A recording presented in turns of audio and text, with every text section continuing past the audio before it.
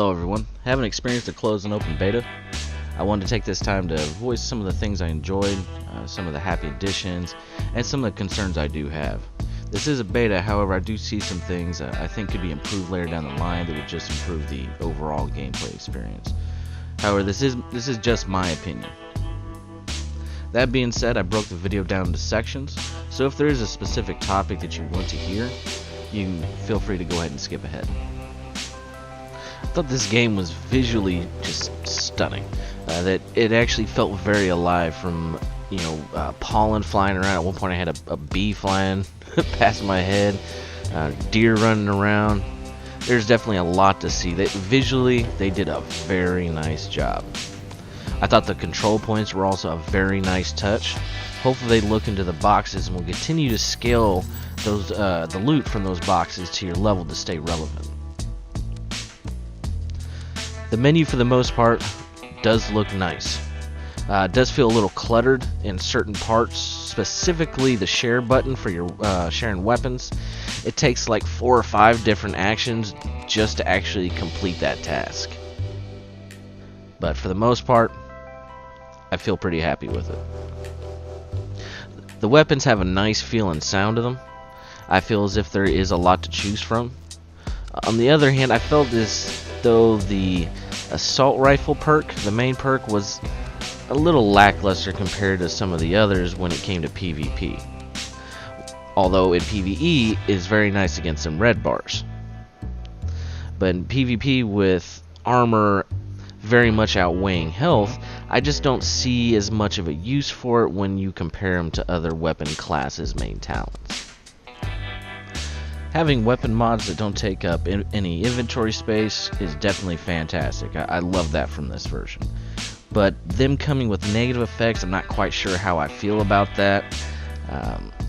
It kind of makes some of the mods underwhelming to the point where it's almost better not to use them at all. And personally, I feel like you should want to use weapon mods. And having certain weapons that don't come with a certain essential mods on them, for example, the FAMAS that doesn't have a magazine, kind of makes you feel like you're in one of those old school action movies where they don't have to change the mag for the entire movie itself. Just kind of leaves you wanting in that aspect. On the plus side, though, I feel like it does make certain weapons more viable.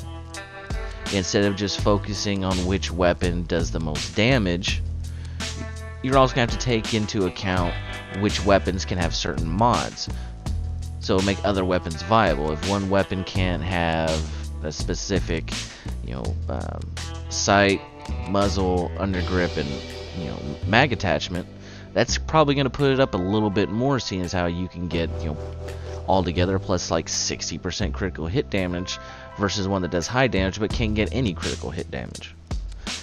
So that is a plus. I really did enjoy the new gear system and the perks. They had a wide arrangement of options when you combine them with the weapons and everything. It's pretty nice. I definitely felt that it was a more rewarding experience, especially when it comes to theory crafting, and it left you with more of a larger sense of accomplishment after finding that perfect setup. Although the gear does give you a wide arrangement of options on how to pair certain weapons and skills from your gear, it does fail to provide you with an actual build setup besides a glass cannon, whether it be through firearms or skill power. One of the major draws from the first game was the option to be able to have a build that actually fit your playstyle. I feel like in this one you have a setup that makes you make your build towards a certain weapon, not necessarily your playstyle. Now that can change down the line, with additions of new gear sets and stuff, but from what I've seen so far, it looks like they want you to sit and cover most of the time. They want you to be rather squishy, and they like that time to kill. Personally, I feel like there's certain things that in this kind of game we would rather enjoy having our tanks, our support builds, and our Let me know when to blow healers. Not saying they won't be added later on, it's just what I've seen. As far as the skills go, I thought there was a large, number of them. There's definitely a lot of options and variety. However, I do think there is a little tuning that might be needed, especially when it comes to your attacking skills, like the turret and the seeker. I found that when you put nothing into skill power, your turret actually does a lot of damage. Go. It's quite a bit compared even to your weapon after you've spec'd everything into boosting up that weapon. And the healing skills, more specifically the healing drone, it feels a little weak compared to even your armor kits. I'm about to use my drone. I think it took me about 3 seconds, 3-4 seconds to put on an armor kit, whereas it took me like 17-18 seconds just to get fully healed from the healer drone. Now I know you can spec into that later on down the line. I did see something on that, but from what I've seen, it's just a little lackluster currently. As far as the stash goes, I am in love with the new stash system. With everything that's actually categorized properly, it's easily accessible. It's miles ahead of D1. Clans and raids. I am definitely ready to get these clans and raids going. Really putting your PvE skill to the test. Having official clans where everybody can get together instead of just these kind of groups of guys that they run together, but we don't really have a clan set up. So it's nice to see that added to D2. As far as the PvE goes, there are a multitude of activities to engage in the DZ and in the open world. There are many different ways to gather loot between doing encounters, supply drops. It gives you a great PvE experience with really no shortage of content, especially when it comes to endgame.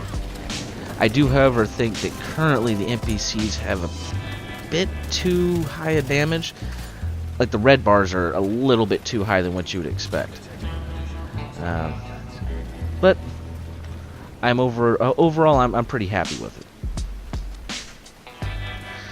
I did find a couple of glitches and bugs discovered when playing.